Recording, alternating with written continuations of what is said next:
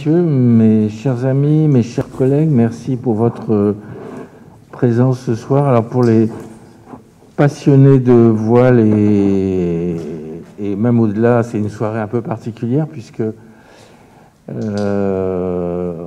on a le premier du Vendée Globe qui va arriver dans l'heure qui vient, je pense, ou les heures qui viennent. Mais on a notre petit Rochelais, Yannick Bestaven, qui possiblement peut gagner le Vendée Globe, ce qui serait un événement considérable pour le territoire. Et on est un certain nombre à bien connaître Yannick depuis déjà longtemps. Et voilà, on lui souhaite que ça aille jusqu'au bout comme ça, sachant que la communauté d'agglomération aide Yannick Bestaven, puisqu'elle a pu lui mettre à disposition un local sur le plateau technique à La Rochelle pour préparer son bateau. Donc ce serait, si ça marche, ce serait un grand honneur pour l'ensemble du territoire, et c'est une très bonne chose. Voilà, excusez-moi cette digression, mais c'est un sujet qui me tient particulièrement à cœur. On va tout de suite commencer par faire part, et je salue au passage tous ceux qui nous suivent sur la chaîne YouTube de la mairie de Lagore, et merci pour votre présence aussi par cette visioconférence, de la démission de Madame Leslie Seguin-Charras, qui était donc la 29e conseillère municipale sur notre liste. Leslie, que je salue, a souhaité pour des raisons personnelles démissionner, et donc de ce fait automatiquement elle est remplacée par Madame Consolata Bacareke, qui est présente. Je suis très heureux de l'accueillir, je lui souhaite la bienvenue dans notre assemblée. Et puis je vais peut-être proposer à Consolata de se présenter brièvement si elle le veut bien, en allumant le micro du coup.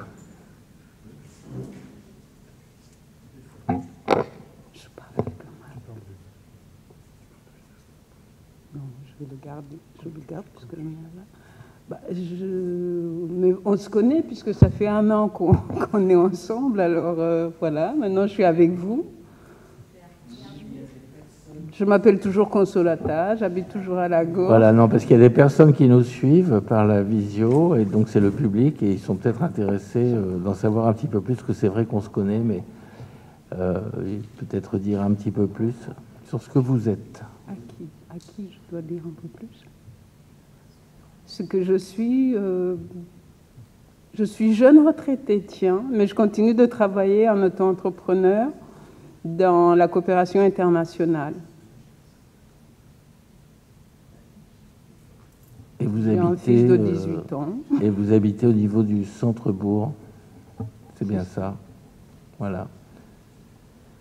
Donc, merci beaucoup à Consolata d'avoir accepté de remplacer Leslie Seguin-Charras. Alors, pour la suite, il y aura certainement des commissions, etc., des choix à faire pour les commissions. Donc, on verra ça plus tard, puisque nous aurons également à renouveler le conseil d'administration du CCAS, puisque Madame Seguin-Charras en faisait partie. Et donc, ça sera l'occasion, lors du prochain conseil municipal, de revoir tout ça. Donc, Consolata, il faudra peut-être nous faire part de vos souhaits, vos désirs, de faire partie de telle ou telle commission, de ce qui vous intéresse plus particulièrement. Voilà. On verra ça dans les semaines qui viennent, et on officialisera ça au prochain conseil municipal. En ce qui concerne le quorum, il est atteint. En ce qui concerne les pouvoirs, je sais que Monsieur Bèche a donné un pouvoir pour Madame Josiane Bicard. Je sais que par ailleurs, nous avons un pouvoir de Cécile Hervouette pour Maria Tamarel, me semble-t-il, c'est bien ça, et de Madame Joëlle Lagier pour Monsieur Bruno Martin. Est-ce qu'il y a d'autres pouvoirs? Non, très bien.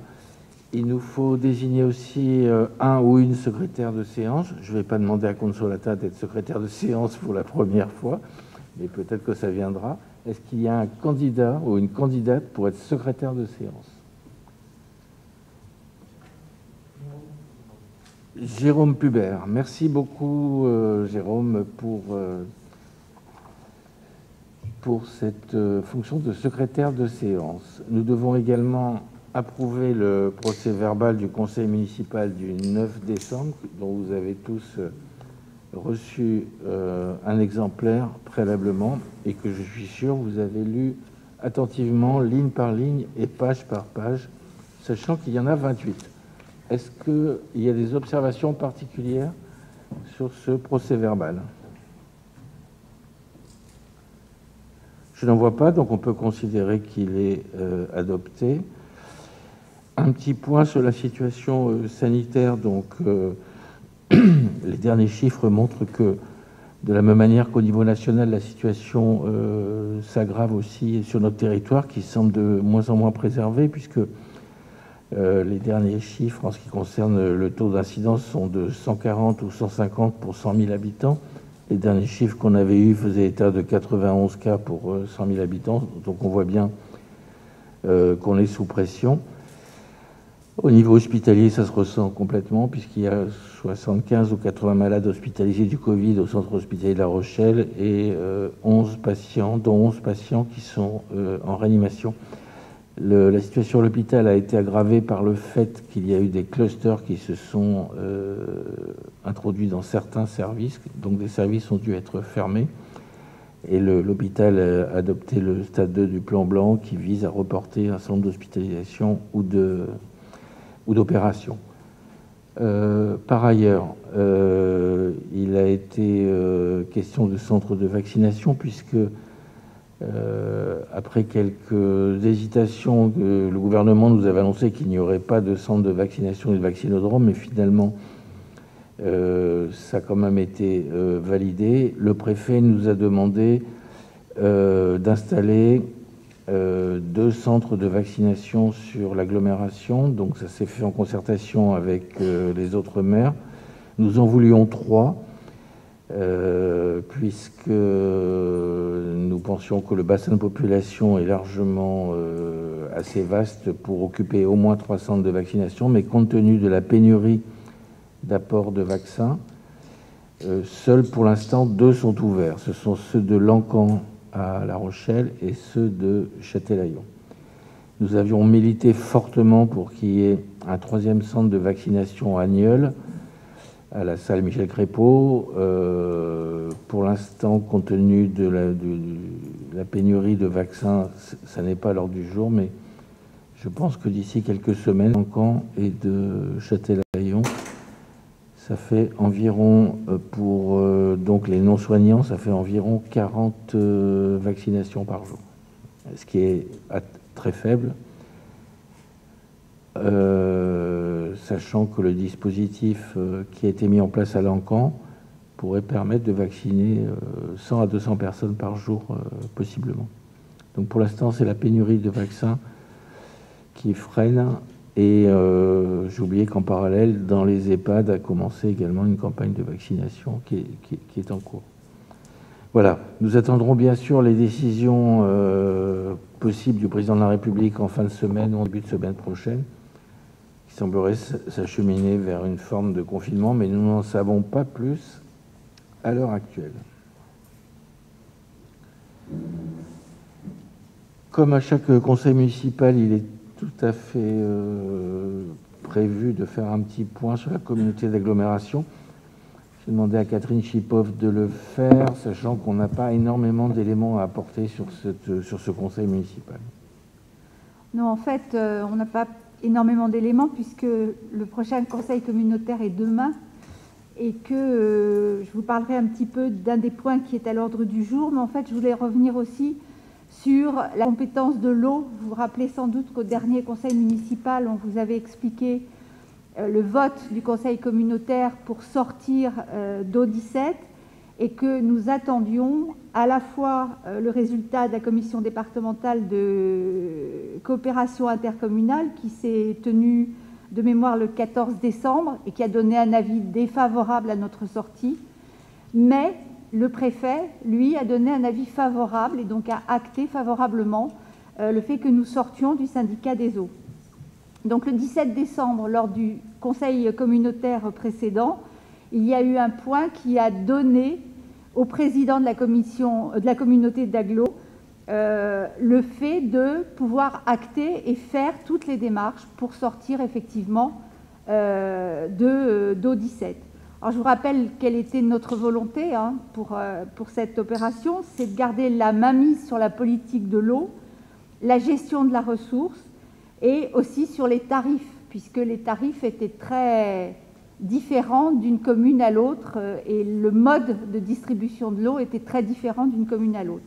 Donc maintenant, les choses sont entre nos mains. Ça ne veut pas dire que dans les jours qui viennent, vous allez on va changer les tarifs ou on va avoir beaucoup de modifications. Il y a un long travail à faire pour pouvoir prendre cette compétence. Le deuxième point que je voulais évoquer, et on en avait déjà parlé une fois, c'est que la communauté d'agglomération va se doter d'un pacte de gouvernance. Ce pacte de gouvernance, il est rendu possible par une loi qui s'appelle la loi Engagement et Proximité, qui est une loi de décembre 2019. Nous avons un délai contraint pour adopter ce pacte et on a eu un mode de travail qui a englobé toutes les composantes du conseil communautaire, les deux groupes constitués, plus les deux sensibilités qui existent au sein du conseil. Et demain, nous devons adopter ce pacte. L'étape suivante est le fait que les conseils municipaux des 28 communes vont également l'adopter et qu'il sera définitivement acté dans la réunion du 1er avril du conseil communautaire. Donc vous voyez que les délais sont contraints. On vous expliquera bien évidemment tout ce que contient ce pacte. C'est en fait le travail entre la communauté d'agglomération et les conseils municipaux. Et quand je dis les conseils municipaux, c'est aussi les conseillers municipaux. Mais en fait, ça va beaucoup plus loin puisqu'il est question de parité et il est question également de démocratie participative par rapport aux habitants de nos communes. Donc vous voyez que c'est quelque chose de large, c'est quelque chose qui est pour l'instant un premier jet, puisque vous l'avez vu, les délais étaient très contraints. J'étais dans le groupe de travail qui était présidé par notre maire Antoine Gros, qui a beaucoup travaillé, qui a beaucoup cherché quelles pouvaient être les méthodes les plus innovantes possibles pour faire participer à la fois les communes, à la fois les habitants. Et donc on reviendra vers vous puisque le conseil municipal devra adopter ce pacte de gouvernance qui sera définitivement présenté au conseil communautaire le 1er avril. Et ce n'est pas une farce. Voilà, monsieur. Petite précision, c'est bien uniquement un pacte de gouvernance, c'est-à-dire la gouvernance de l'agglo. Il n'y a pas, je parle de façon un peu désintéressée, il n'y a pas d'enjeu financier à ce stade de contribution de solidarité, de choses comme ça. Non. C'est pas le sujet. Non. Okay. Ça n'a rien à voir avec un pacte fiscal et financier qui pourrait par ailleurs revenir sur la table à un moment ou à un autre. Mais non, c'est un pacte de gouvernance. Patrick Jacques, qui est aussi conseiller communautaire. Patrick, est-ce que vous avez des choses à rajouter par rapport à ces éléments communautaires? Non, je n'ai rien à ajouter parce que, comme l'a rappelé Catherine, bon, c'est vrai que l'actualité, ça commence demain. Hein, donc, on aura sûrement des informations. Je crois la feuille de présence et la feuille de clôture du précédent conseil. Hein, c'est bien ça. C'est parti. La première, c'est l'information réglementaire sur les décisions de marché public et les engagements supérieurs à 4 000 €. C'est une disposition réglementaire. Je ne vais pas tous vous les énumérer. Bien sûr, si vous avez des questions particulières à poser maintenant, il n'y a pas de souci. On essaiera d'y répondre. Et si vous avez des questions à poser pour plus tard, on essaiera également d'y répondre. Ça concerne des sujets divers comme le câblage de bureaux, de l'éclairage, des travaux d'élagage, des travaux de peinture. C'est toutes les informations pour les dépenses supérieures, les engagements supérieurs à 4 000 €. Voilà. Et qui ne relèvent pas des procédures à marché public, à publicité adaptée. Voilà. Nous allons passer maintenant au sujet, je crois, majeur, principal de ce Conseil, qui est l'adoption de la charte éthique et la constitution d'un comité d'éthique et de la transparence. Donc, juste quelques petits mots avant de laisser la parole à Magali Lelong-Renault, qui a beaucoup travaillé sur ce sujet avec un petit groupe. Cette charte avait déjà été adoptée lors de la dernière mandature en 2014, mais elle s'éteint avec la mandature et donc il fallait la revoir et la réactualiser. Donc je laisse tout de suite la parole à Magali pour nous présenter ce travail. Merci Monsieur le maire. Donc je vais vous présenter la charte et les grands changements depuis le précédent mandat. Je ne vais pas aller dans le détail, mais je vous donnerai les grands paragraphes. Donc déjà, la charte se compose en 3 grandes parties: l'engagement de l'élu, la démocratie locale et la gestion des finances publiques. La charte éthique, au précédent mandat, elle s'appelait la charte éthique du conseil municipal de Lagor et du conseil communautaire d'agglomération de La Rochelle. Là, on a décidé de garder que la charte éthique du conseil municipal de Lagor. On ne peut pas se prononcer au nom de la CDA et c'est notre charte à nous, la charte de Lagor. Donc au début, il y a une petite introduction, c'est des choses très générales et légales. La seule chose qu'on a changé, c'est toute notion de groupe minoritaire et groupe majoritaire. Le groupe de travail a décidé que, quelle que soit la position politique d'un élu, il devait aussi s'engager et respecter un certain nombre de valeurs éthiques. Donc pour nous, il est important que tout élu, quel que soit ce groupe politique, si on avait un, là on n'est qu'un groupe majoritaire, mais s'il y avait 2 groupes, on aimerait que tout le monde partage ces valeurs éthiques. Donc on a supprimé toute cette notion dans toute la charte. Dans l'introduction, il y avait une petite phrase: l'élu s'interdit tout recrutement de personnel. On a changé à l'élu s'interdit toute influence. Il ne peut pas se prononcer sur un recrutement. Ensuite, on passe donc au premier paragraphe, grand paragraphe, les engagements de l'élu. Il y a un paragraphe sur le non-cumul des mandats. Alors là, pour le non-cumul des mandats dans le temps, précédemment, il était mentionné que une fonction exécutive, donc le maire, un adjoint, pouvait avoir un renouvellement seulement de mandat, donc 2 mandats au total. C'est un peu restrictif. On pense qu'une personne peut être toujours motivée à apporter des solutions au bout d'un 2e renouvellement. Donc là, on a passé à 2 renouvellements, donc 3 mandats au total pour une position exécutive. Voilà, au niveau des limitations des mandats dans l'espace, on a un petit peu précisé le type de mandature. Donc là, c'est vraiment les fonctions exécutives et on aimerait limiter les mandats dans l'espace à 2 fonctions exécutives au cours du même mandat. Donc une personne pourrait être au conseil municipal de Lagor, à la CDA, mais ne pourrait pas en plus prendre une position exécutive dans une autre instance, par exemple départementale. Ensuite, on a un paragraphe sur se former aux bonnes pratiques de gestion. Donc c'est un droit de l'élu de se former. Le 3e paragraphe concerne assurer la transparence des indemnités. Auparavant, on précisait qu'il y aurait une transparence sur les indemnités de Lagor et la CDA. On a là encore supprimé toute notion de CDA. Cependant, si une personne de la commune souhaitait connaître et prendre connaissance de la totalité des indemnités perçues par l'un des élus, il pourra en faire la demande à l'élu lui-même. Donc la transparence, là, c'est un point essentiel de cette charte éthique. Le paragraphe 4, c'est sur la lutte contre les conflits d'intérêts. Donc là, on va parler de l'engagement de l'élu dans un second temps, avec une déclaration de non-intérêt ou d'intérêt de tout conflit potentiel.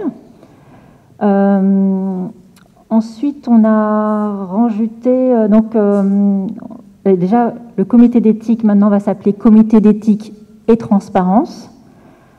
Voilà. Auparavant, il était demandé à ce qu'on complète cette charte éthique et qu'on la signe en début de mandature. Là, il nous paraissait important de redemander aux élus de la re-signer à mi-mandat. On sait qu'en 6 ans, ça peut être long. Il peut y avoir des situations professionnelles nouvelles, un changement de situation familiale ou participation à une nouvelle association.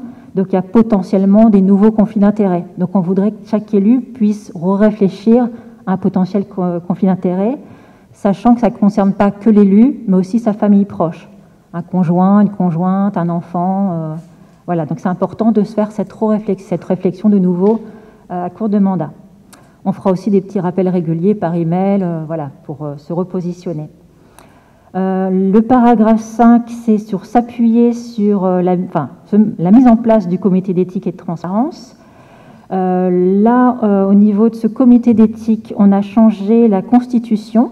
Auparavant, il était constitué de 10 personnes, 5 titulaires, 5 suppléants, ce qui nous paraissait beaucoup pour prendre des positions et garder ce côté un peu confidentiel du comité d'éthique et de transparence. On va passer, donc si vous le voulez bien, à 6 personnes, 3 Lagordais parmi la commune et 3 élus du conseil municipal de Lagor. Voilà. On a aussi décrit le rôle de ce comité d'éthique qui n'était pas décrit dans la charte précédente. Ensuite, le paragraphe 6, c'est sur la sanction des atteintes de devoir de probité. Donc, un maire peut suspendre ou retirer les fonctions d'un élu si vraiment celui-ci aurait utilisé ses fonctions pour en tirer un profit personnel, un avantage personnel. Donc, il y a un paragraphe sur ça. Ensuite, la deuxième grosse partie de la charte, c'est sur la démocratie locale et son contrôle. Donc là, il y a une partie sur l'information des Lagordais à la gestion municipale. Bon, là, tout adjoint a le devoir de faire des résumés réguliers de sa commission et de ses activités. On a un paragraphe sur favoriser la participation des Lagordais à la vie de la commune. Ça y était déjà, mais on a un peu changé. Avant, il y avait le comité des aînés. Maintenant, on sait que ça s'appelle le conseil des sages, donc on a un peu modifié les noms, parce qu'à l'époque, il y avait la constitution de ces comités de quartier. Maintenant, ils sont bien instaurés. Donc, on a juste remodifié le texte et on a ajouté l'assemblée participative. Le paragraphe 9, c'est sur reconnaître un droit d'alerte pour un agent communal. Donc, en fait, un fonctionnaire de la fonction publique travaillant à la mairie pourrait refuser un ordre exécutif si celui-ci considérait cet ordre non éthique. Et ensuite, la dernière partie, c'est sur la gestion des finances publiques. On a un paragraphe sur le denier public et la transparence des finances. On se doit à une transparence des budgets, des comptes, aussi de nos prêts bancaires. Là, on n'a pas tellement fait de modifications. Il y a un dernier paragraphe sur la transparence des organismes financiers. Et la dernière, c'est encadrer le démarchage et le lobbying effectué par les entreprises.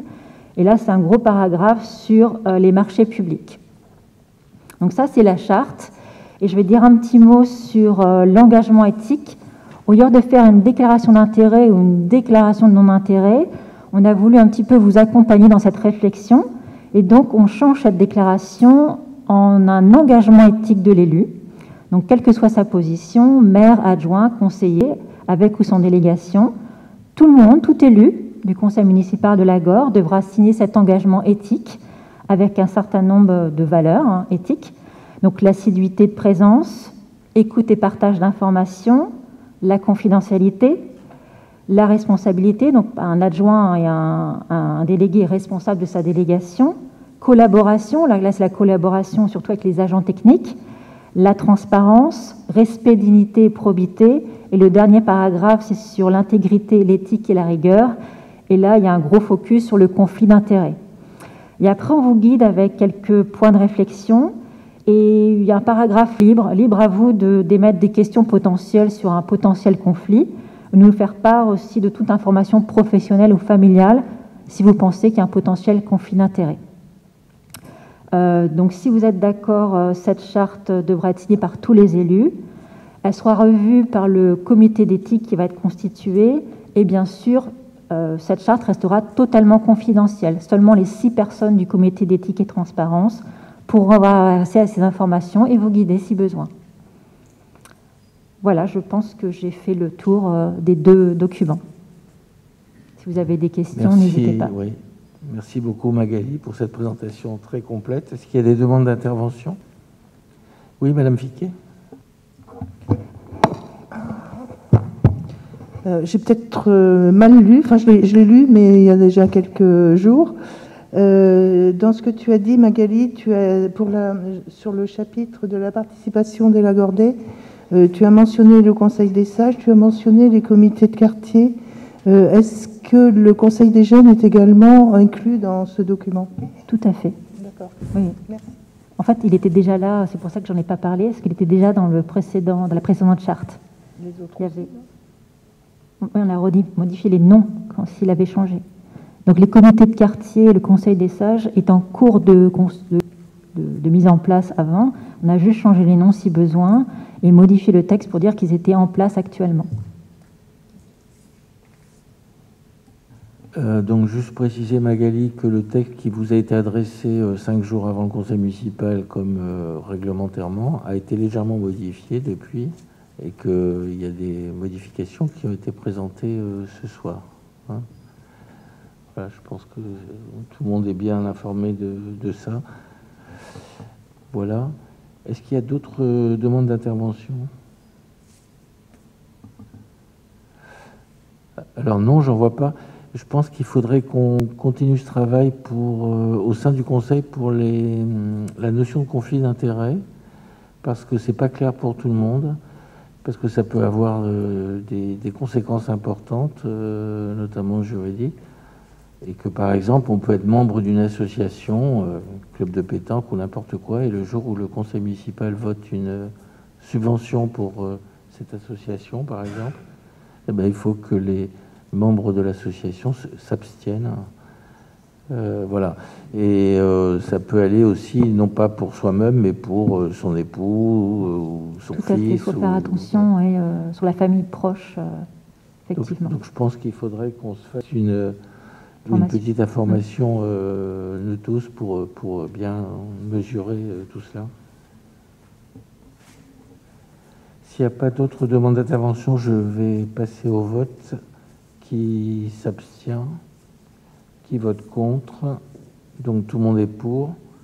Merci beaucoup. Je remercie Magali pour le travail qui a été fait autour de cette charte éthique.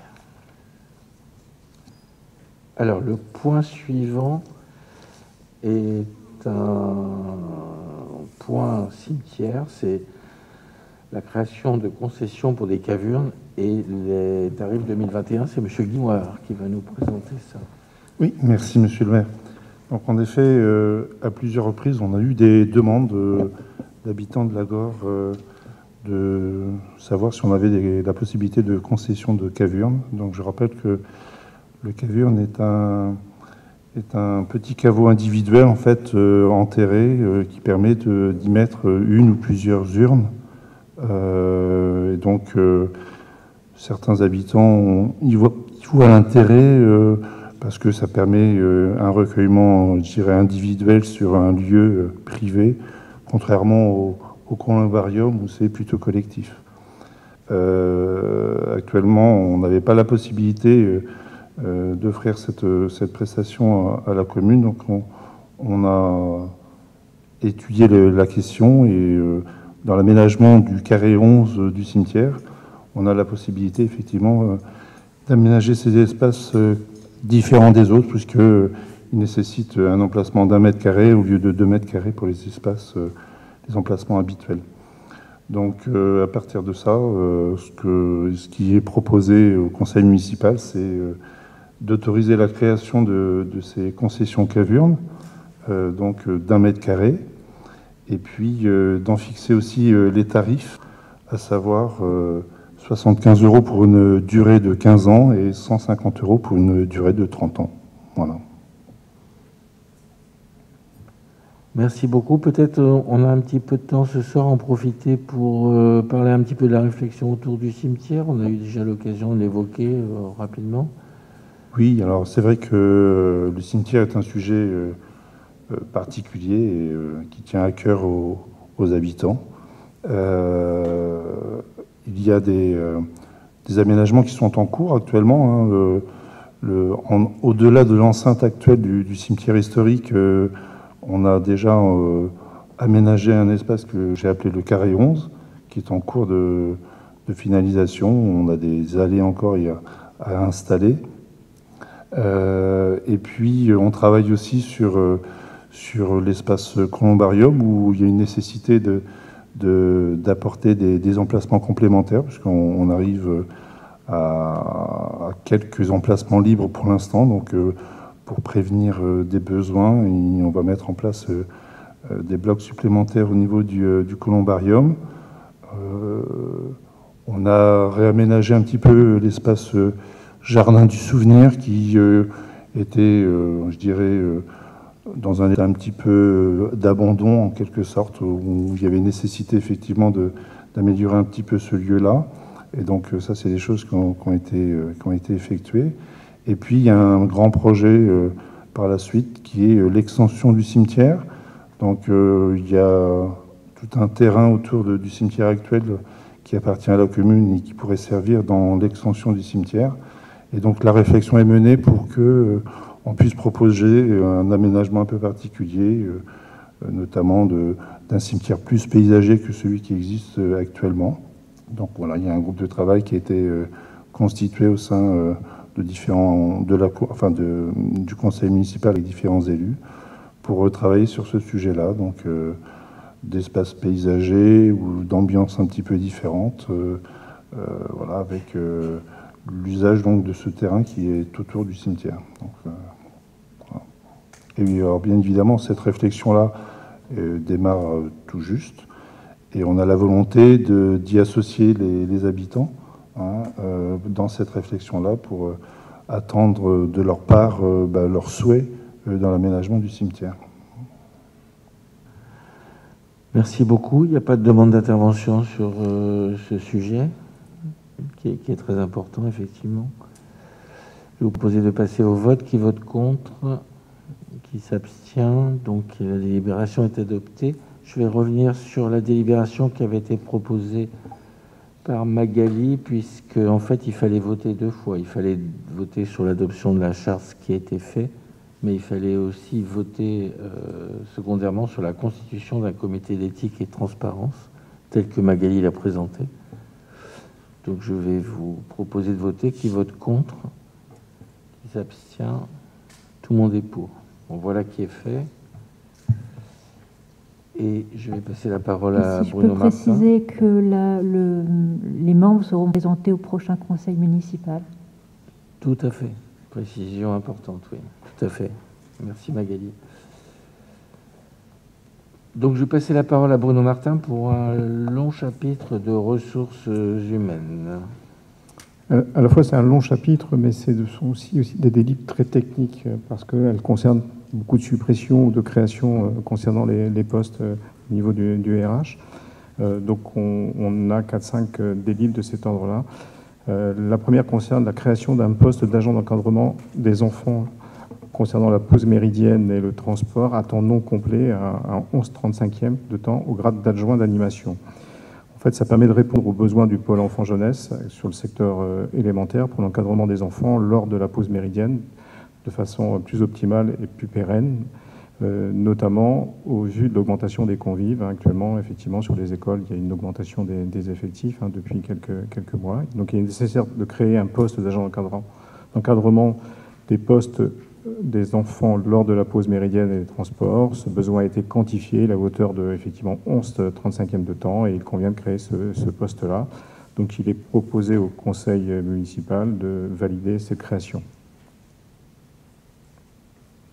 Est-ce qu'on peut passer plusieurs délibérations en même temps, peut-être? Je vais faire les deux créations, puis je ferai les suppressions voilà. d'un coup. Donc, la création d'un poste de chargé de mise en œuvre, de coordination et de promotion des animations de la ville et de la vie associative à temps non complet, un 17,5/35e de temps, en gros un mi-temps, au grade d'animateur, animateur principal de 2e classe, animateur principal de 1re classe.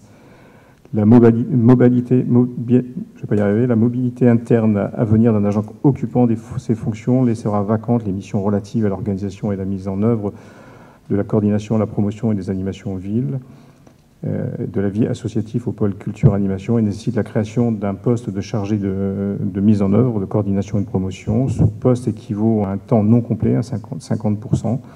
Et afin de répondre aux spécificités de ce poste, il est demandé de créer un certain nombre de postes, parce qu'on va procéder à un recrutement. Il est plus simple de créer un certain nombre de postes avec des grades différents, de façon à pouvoir choisir la personne qui convient. Donc la même chose, il est demandé au conseil municipal de valider la création de ce poste-là. Voilà, monsieur le maire.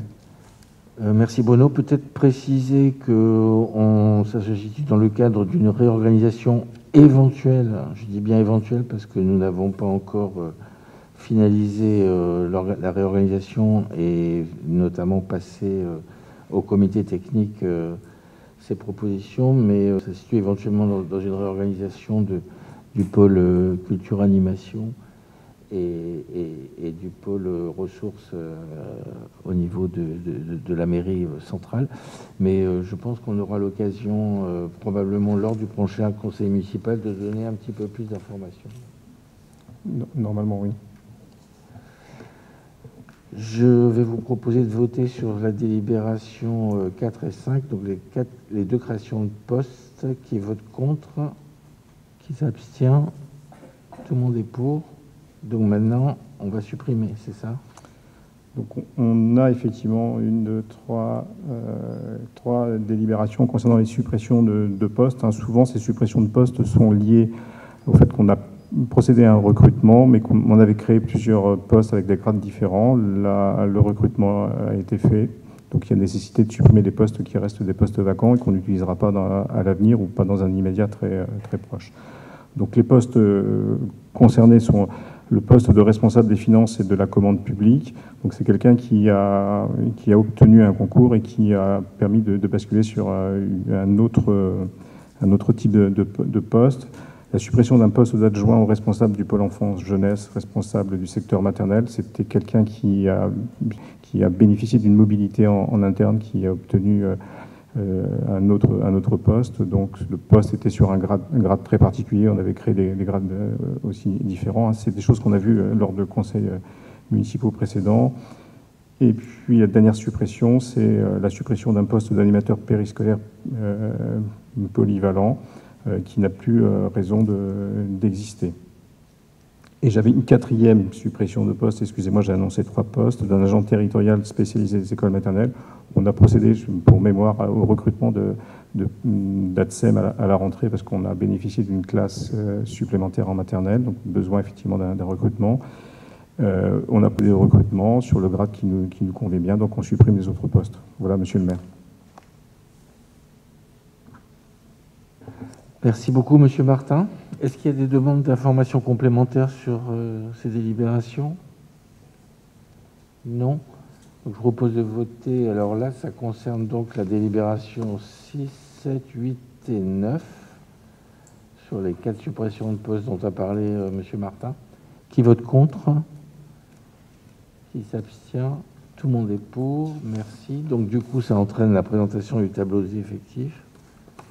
Donc le tableau des effectifs, effectivement, reprend les suppressions et les créations de postes, donc il a forcément été modifié.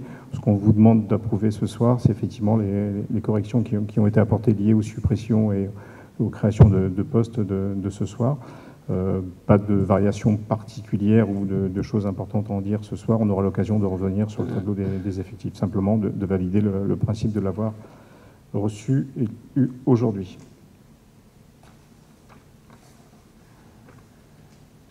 Très bien. C'est une information ou il faut voter? Il est demandé de voter. Il est demandé de voter. Donc, qui vote contre? Qui s'abstient? Tout le monde est pour. Alors là, pour le coup, il y a une information de mise à disposition pour le CCAS. Donc, je vais prendre ma petite note. Donc, effectivement, le CCAS, c'est une organisation un peu particulière et parallèle du conseil de la mairie. Donc, le Centre communal d'action sociale de la Gorre requiert pour son fonctionnement l'intervention d'un responsable et d'un agent d'accueil social.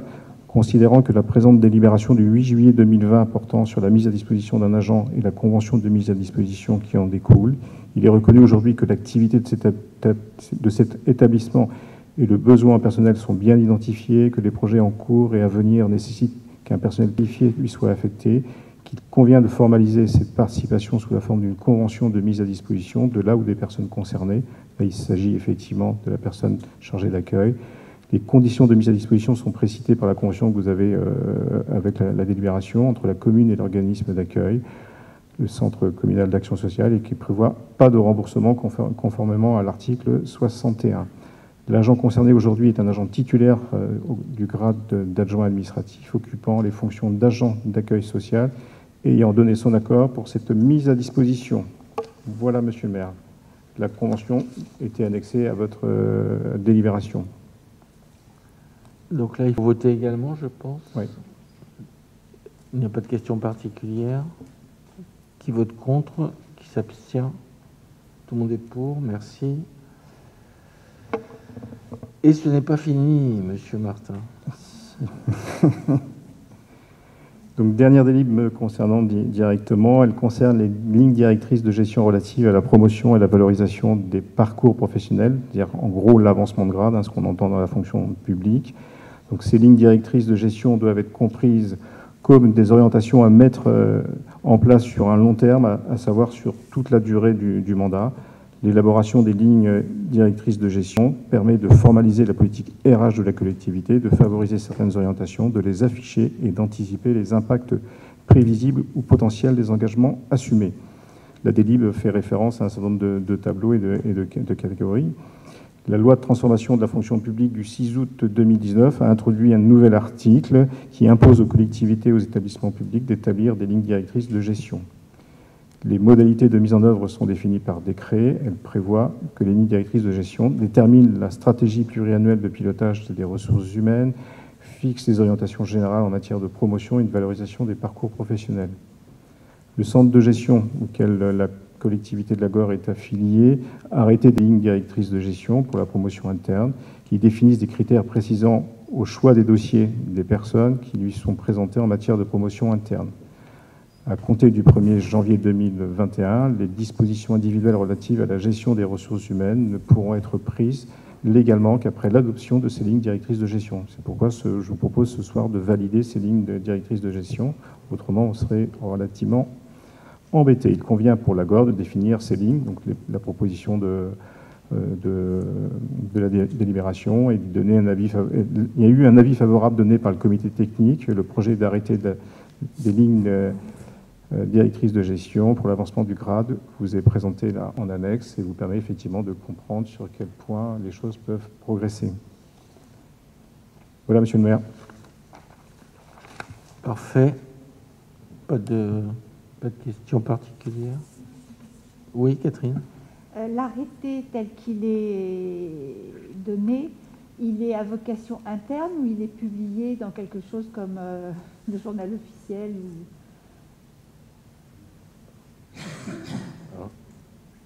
Il est à usage vocation interne. D'accord. Après, j'ai cru comprendre qu'il était calqué un petit peu sur ce qui se fait au niveau du centre de gestion. C'est-à-dire qu'en fait, on a pris effectivement ce qui existait sur le centre de gestion. On travaille et on est affilié au centre de gestion. Donc, je veux dire, le cadre, il est déjà défini. Il convient bien au comité technique. Donc, il n'y a pas de raison qu'on le fasse évoluer plus que ça. Après un an d'expérience, peut-être on ira regarder des choses, mais pour l'instant, on utilise effectivement l'outil qui a été créé par le centre de gestion notamment. Très bien. Est-ce qu'on a voté? Je ne sais plus. On n'a pas voté.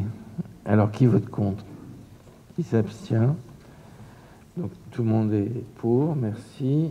Je passe la parole à M. Turcot qui veut absolument dépenser dans l'investissement et qui va nous expliquer pourquoi. Oui, tout à fait. Merci, monsieur le maire. En fait, le titre de la délibération résume bien son objet, puisqu'il s'agit de vous autoriser à engager, liquider, mandater des dépenses d'investissement. Pourquoi on fait ça? Parce que le budget, il ne va pas être voté tout de suite, il va être voté fin mars. Donc en attendant, la commune continue à investir, à réaliser un certain nombre d'opérations. On a le droit de le faire, mais dans la limite de 25% des crédits ouverts au budget de l'année précédente. L'année précédente, on avait ouvert hors les vraies dépenses d'investissement, c'est-à-dire qu'on ne tient pas compte du remboursement d'emprunt, c'était 2,871 et quelques. Donc là, on a le droit de dépenser, d'autoriser le maire à dépenser 717 000 €. Nos besoins ne sont pas tout à fait, à ce stade, À ce niveau-là, il y a deux grandes opérations. Une qui concerne la voirie que vous connaissez bien, l'opération en cours sur les cerisiers, à hauteur de 531 000 euros. Et puis une deuxième opération significative pour la stratégie, pour l'avenir de l'Agor, et qui convient, on ne va pas attendre le budget pour engager cette étude, l'étude urbaine, à hauteur de 90 000 euros. 731 plus 90 égale 621. On est en dessous du montant autorisé. Il nous reste encore 150 000 euros de disponibles qu'on n'engagera peut-être pas avant le vote du budget. En tout cas, on est dans les clous et on peut autoriser le maire à engager dès à présent ces deux opérations. Voilà, monsieur le maire. Merci beaucoup, André. Donc, évidemment, ça ne concerne pas, ça ne décrit pas de manière exhaustive tous les investissements que nous ferons cette année. Non, bien, ce n'est qu'un début. Bien loin de là, voilà. Ce n'est qu'un début. C'est une délibération qui est assez régulière pour quand on fait le budget de manière un petit peu décalée. Est-ce qu'il y a des demandes d'intervention? Donc, le budget qui sera voté fin mars. Le 24 mars. Voilà. Si tout va bien. Pas de demande d'intervention particulière. Je vous propose de passer au vote. Qui vote pour, qui vote contre, qui s'abstient? Personne. Donc, la délibération est adoptée. Ensuite, un marché de fourniture de titres de restaurant. Je ne me souviens pas qui présente. C'est monsieur Turcot aussi. Ah oui, moi, le ticket restaurant, je m'y connais bien. Donc, il faut renouveler la procédure pour les tickets restaurants pour le personnel, puisque ça arrive à échéance. Donc là, on fait ça sous forme de ce qu'on appelle un accord cadre, avec un droit de tirage selon les besoins, c'est-à-dire avec à bon de commande. Le montant maximum envisagé, on dépensera peut-être moins, mais est de 107 000 euros. 107 000 euros, ça va au-delà de 90. 107 est supérieur à 90. J'invite chacun à le vérifier si vous ne me croyez pas. Et donc, en conséquence, ça suppose une délibération du conseil municipal. Il faut que le conseil municipal autorise le maire à lancer cette procédure avant que la commission d'appel d'offres, la mission qui va bien, donne son avis lorsque nous en serons au choix du prestataire. Pour l'instant, on lance la procédure. Voilà, monsieur le maire. Bien, merci beaucoup. Il y a des questions? Non? Proposez de passer au vote. Qui vote contre? Qui s'abstient? Donc tout le monde est pour. Merci. Je vais, en l'absence de Xavier Bèche, qui ne pouvait pas être là ce soir, je vais présenter la dernière délibération, qui est la cotisation au Conseil de l'Ordre des architectes. On peut se demander ce que ça vient faire au Conseil municipal, mais c'est lié au fait qu'on a un agent, un cadre, directeur des services techniques, qui par ailleurs est architecte, et donc pour certain nombre d'opérations, lorsque l'importance des projets ne nécessite pas l'appel à des cabinets privés d'architecture, les opérations peuvent être possiblement réalisées par les services de la commune. Comme on a l'avantage d'avoir un architecte, c'est donc une potentialité qui nous est offerte, et pour qu'on puisse l'exercer, il faut qu'on cotise pour cet agent à l'ordre des architectes, au Conseil national de l'ordre des architectes, et c'est une cotisation de 700 euros pour l'année 2020. Alors ça fait déjà plusieurs années qu'on la renouvelle. C'est pas nouveau, mais nous devons le redélibérer annuellement. Donc je vous propose de prendre en charge les frais liés à l'inscription du directeur du pôle cadre de vie à l'ordre des architectes, ainsi que la prise en charge de la cotisation annuelle qui est liée. Est-ce qu'il y a des demandes d'intervention sur ces sujets? Non, je n'en vois pas. Je vous propose de voter. Qui vote contre? Qui s'abstient?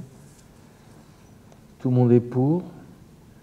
Bon voilà, l'ordre du jour officiel est terminé. Il était assez mince cette fois-ci. Je pense que le prochain conseil municipal nous permettra peut-être de rentrer un peu dans le vif du sujet de l'étude urbaine dont a évoqué M. Turcot, puisque nous sommes en procédure de marché pour désigner un bureau d'études qui va nous aider sur le projet on appelle entre nous l'Agor 2040, mais qui va concerner, en gros, on va demander aux habitants avec nous de participer étroitement à ça. C'est dessinons le Lagor de demain, que ce soit sur l'urbanisme, les espaces verts, que ce soit sur la future place de village, que ce soit sur la place des commerces, sur les déplacements. Donc c'est quelque chose dont on attend beaucoup et qui devrait marquer profondément l'envie de démocratie participative qu'on souhaite mettre en place. Donc je pense qu'on pourra peut-être détailler plus précisément le déroulé, puisque la procédure de marché sera achevée. Voilà. Normalement, dans le règlement intérieur, il est possible de poser des questions écrites de la part de n'importe quel conseil municipal en amont. Je n'en ai pas reçu, mais si vous avez une question particulière portant sur n'importe quel aspect municipal, voilà, je vous suggère de la poser éventuellement ce soir. Pas de questions particulières, donc nous allons attendre les possibles évolutions par rapport à la Covid de la part du gouvernement.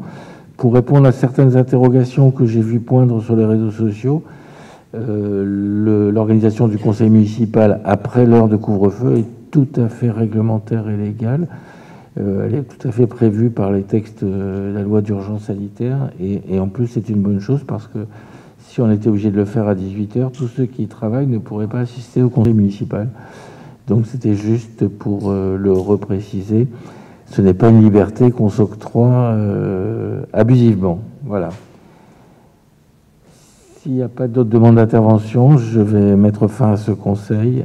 Je vous remercie beaucoup pour votre présence. Je remercie tous ceux qui nous ont suivis sur le site YouTube et je vous dis à très bientôt.